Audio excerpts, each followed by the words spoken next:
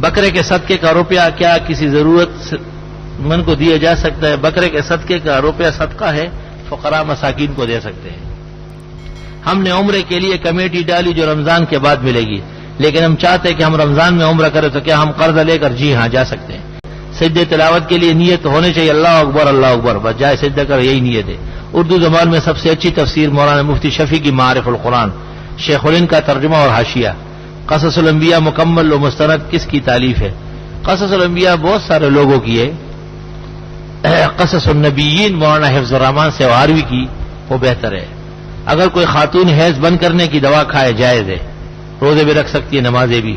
حج اور طواف زیارت کے لیے جن خواتین کو دوا دے کر ان کے حیض کے عمل کو روکا جاتا ہے، یہ درست اور صحیح ہے، اور اس کے بعد عبادات جائز ہے۔ صلاح تسبیح میں خواتین کی جماعت حرام ناجائز، گناہ کبیرہ۔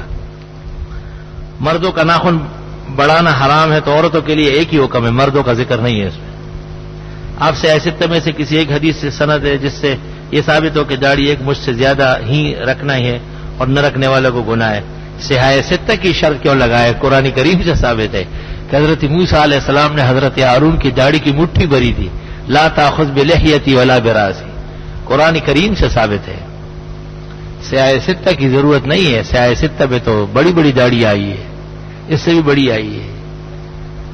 سیاہ ستہ میں یہ ہے نا کہ جو سنت کے خلاف کرے گا وہ قیامت کے دن خنزیر اٹھے گا، تو جو داڑھی کے خلاف کرتا ہے وہ حشر اپنا دیکھ لے کہ اس سے کیا چیز بننے والی ہے۔